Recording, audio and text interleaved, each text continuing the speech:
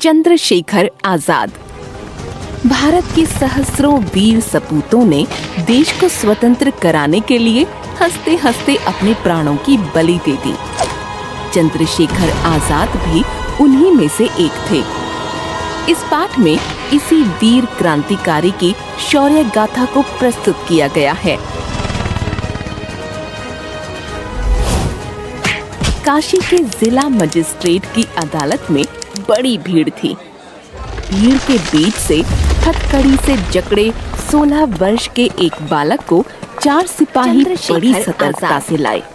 भारत के बालक के मुखमंडल पर स्वाभाविक निर्भीकता और आत्मविश्वास के भाव थे।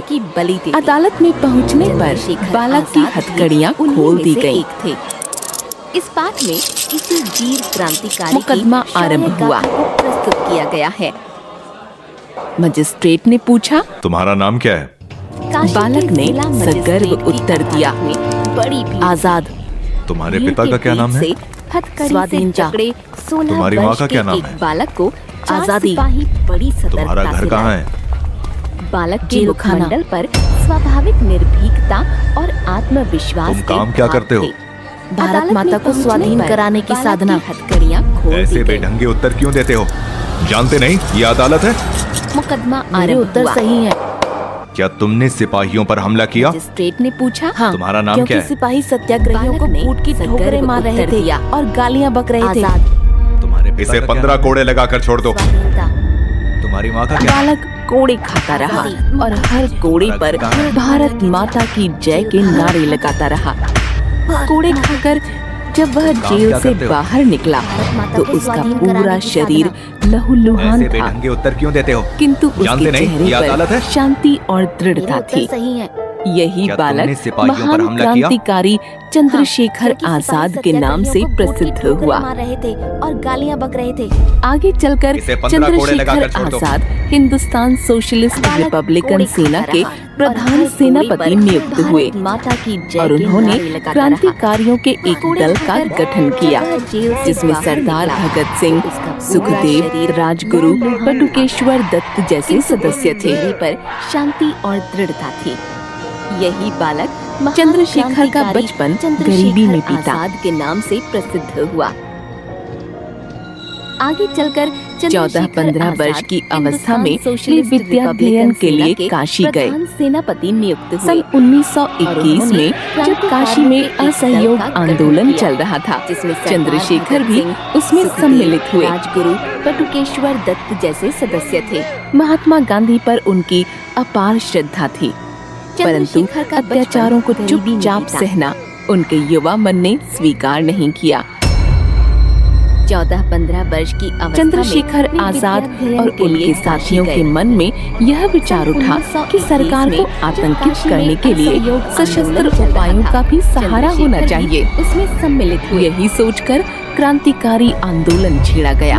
जगह जगह क्रांतिकारियों की गुप्त सभाएं होने लगी और ऐसे युवकों की खोज होने लगी जो जान हथेली पर लेकर क्रांतिकारी उपायों को अपनाएं और घोर यंत्रणाएं देने पर भी दल का भेद न बताएं तथा हंसते हंसते फांसी के तख्ते पर झूल जाएं। सहारा होना चाहिए। यही सोचकर क्रांतिकारी आंदोलन छेड़ा गया। जगह जगह क्रांतिकारियों की गुप्त दल के पास संगठन के लिए रुपये नहीं थे। होने लगी जो जान हथेली पर लेकर क्रांतिकारी। अतः 9 अगस्त 1925 को काकोरी के पास का भेद न बताएं तथा हंसते हंसते फांसी के तख्ते पर एक रेलगाड़ी रोककर सरकारी खजाना लूटा गया। यह काम शहीद राम प्रसाद बिस्मिल के नेतृत्व में किया गया था। इसमें आजाद भी शामिल थे। अतः 9 अगस्त 1925 को काकोरी के पास एक रेलगाड़ी रोककर इस डकैती के सिलसिले में बहुत से क्रांतिकारी पकड़े गए। उन पर केस चला और राजेंद्र लाहिड़ी को फांसी की सजा हुई। वे हंसते हंसते यह गीत गाते हुए फांसी के तख्ते पर चढ़ गए। सरफरोशी की तमन्ना अब हमारे दिल में है, देखना है जोर कितना बाजुए कातिल में है। इस डकैती के सिलसिले में बहुत से क्रांतिकारी पकड़े गए। चंद्रशेखर उन पर आजाद केस पुलिस चला के हाथ और न लगे। राजेंद्र लाहिड़ी उनको को पकड़ने फांसी के की लिए सजा हुई। बड़े बड़े वे इनाम हंसते घोषित किए गए। गीत गाते हुए स्थान स्थान पर तख्ते उनके चढ़ फोटो गए। चिपकाए गए, सरफरोशी की परंतु तमन्ना पुलिस अब हमारे उन्हें दिल में है। गिरफ्तार न कर सकी। देखना है जोर कितना कारण यह था बाजुए कि वे कातिल में किसी है। जंगल या पहाड़ी पर छिपकर नहीं रहते थे। वे चंद्रशेखर वेश और आजाद नाम पुलिस बदल के कर हाथ न लगे। जगह जगह उनको घूमते पकड़ने के थे। लिए बड़े कई बड़े बार उनका इनाम सामना घोषित किए ऐसे गए। गुप्तचरों से भी हुआ जो उन्हें पकड़ने की फिराक में थे, परंतु पुलिस आजाद उन्हें उनके गिरफ्तार साथ न कर अपने को ही सकी। पकड़वाने के कारण यह उपायों था पर कि वे किसी बातचीत कर जंगल या चले पहाड़ी जाते थे। पर छिपकर नहीं रहते थे। वे वेश और नाम बदलकर जगह जगह घूमते थे। कई बार उनका सामना ऐसे गुप्तचरों से भी हुआ जो उन्हें झांसी में पकड़ने की कुछ दिन फिराक में उन्होंने थे। मोटर ड्राइवर आजाद बनकर उनके साथ मोटर अपने को चलाना ही सीखा पकड़वाने के और उपायों पुलिस पर बात अधीक्षक को कर चले मोटर जाते चला थे। कर दिखाई और लाइसेंस भी प्राप्त कर लिया।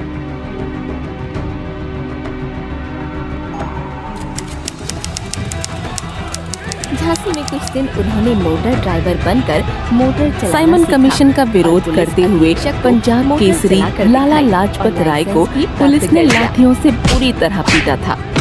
लाहौर के पुलिस उपाधीक्षक सैंडर्स के दिए आदेश के कारण लालाजी लाठी चार्ज में घायल हुए थे। इस साइमन कारण कुछ कमीशन दिनों का विरोध पश्चात करते हुए उनकी मृत्यु हो पंजाब गई। केसरी लाला सारा लाजपत राष्ट्र राय को इससे पुलिस ने क्षुब्ध हो लाठियों से गया था। बुरी तरह पीटा था। लाहौर के पुलिस उपाधीक्षक सैंडर्स के दिए आदेश के क्रांतिकारी कारण दल ने लालाजी लाठी आजाद और चार्ज में भगत घायल सिंह के हुए थे। नेतृत्व में इस कारण इसका कुछ दिनों बदला लेने पश्चात का निश्चय उनकी किया। मृत्यु हो गई। सारा राष्ट्र इससे क्षुब्ध हो गया था और योजनानुसार आजाद की देखरेख में राजगुरु और भगत सिंह ने नेतृत्व में इसका बदला लेने का निश्चय किया।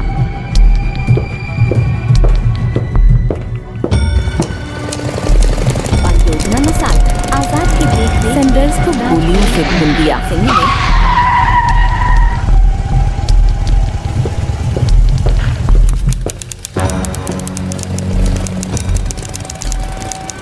सैंडर्स को गोलियों से भून दिया। अंग्रेज सरकार ने जनता को कुचलने के लिए 2 दमनकारी बिल केंद्रीय असेंबली में पेश किए। देश ने एक स्वर में उनका विरोध किया। भगत सिंह और बटुकेश्वर दत्त ने असेंबली में बम फेंका दमनकारी बिल केंद्रीय और जानबूझकर वहीं गिरफ्तार हो देश ने गए। एक स्वर में उनका विरोध किया। भगत सिंह और बटुकेश्वर दत्त इसके ने बाद आजाद असेंबली के में बम और फेंका साथी भी गिरफ्तार हो गए। और जानबूझकर वहीं गिरफ्तार हो गए। तब दल के पुनर्गठन और दल को आगे बढ़ाने का काम इसके बाद अकेले आजाद के और कंधों पर साथी आ भी गया। गिरफ्तार हो गए। इसी कार्य के लिए उन्हें तब दल प्रयाग के जाना पड़ा। पुनर्गठन और दल को प्रयाग आगे में एक बढ़ाने दिन का काम वे एल्फ्रेड अकेले पार्क आजाद में के बैठे कंधों हुए पर थे। आ गया। इसी कार्य के लिए उन्हें प्रयाग जाना पड़ा। प्रयाग में एक दिन वे एल्फ्रेड पार्क में बैठे एक हुए थे। विश्वासघाती की सूचना देने पर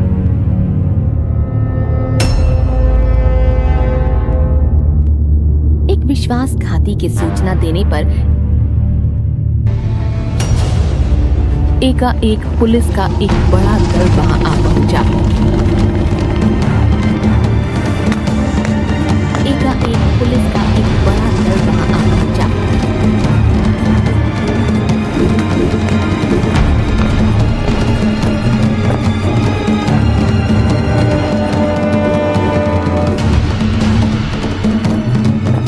आजाद सारी स्थिति समझ गए। पुलिस के घेरे से बचकर वे निकल नहीं सकते थे। आजाद सारी स्थिति समझ गए। पुलिस के घेरे से बचकर वे निकल नहीं सकते थे। वे एक विशाल वृक्ष की आड़ में छिपकर पुलिस पर गोलियां चलाने लगे। उनकी प्रत्येक गोली एक पुलिस वाले का कान बदनाम कर देने लगी। उनकी यह लड़ाई 1 घंटे तक चली। बदनाम कर दी। लड़ाई 1 घंटे तक चली।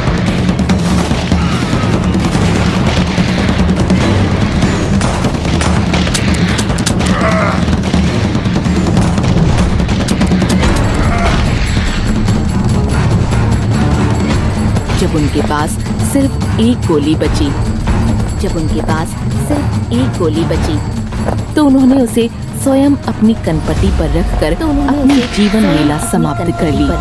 वे कहा करते थे, अंग्रेज सरकार के पास कोई ऐसी गोली नहीं है जो आजाद को खत्म कर सके। गोली नहीं है अपनी इस बात को उन्होंने मरते मरते सही सिद्ध कर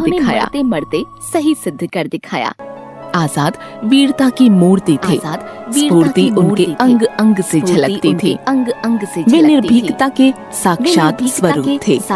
राष्ट्र ने उनके प्रति अपनी कृतज्ञता व्यक्त करने के लिए उनकी एक मूर्ति उसी स्थान पर स्थापित की है जहां वे वीर गति को प्राप्त हुए थे। उसी के निकट आजाद पुस्तकालय है जहां भारत माता की स्वाधीनता के लिए फांसी पर झूलने वाले उनके साथियों की जीवन गाथाएं सुरक्षित हैं।